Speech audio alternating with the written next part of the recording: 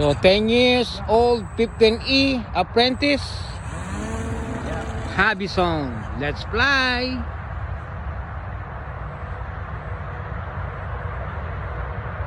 It's very good in the air. I like it. This one, there's no AS3X. It's manual flying, so you need to control it, or else you're gonna have a bad dive or crash.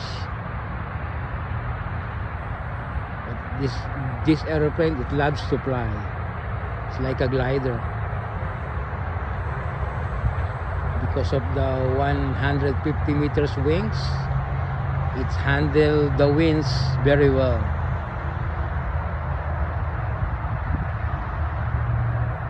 It's a very nice airplane.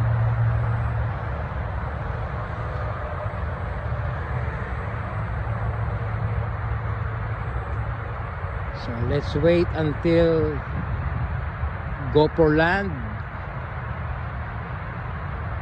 and prepare for the runway. Get the middle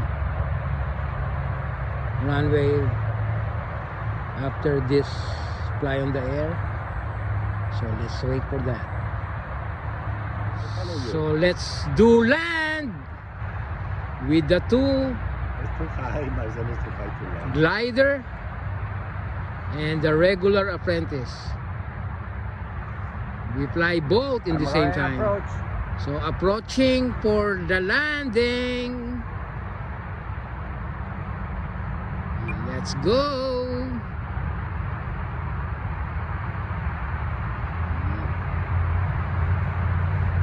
Let's go land.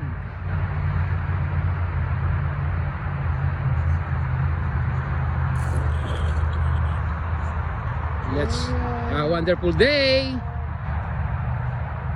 Thanks for watching.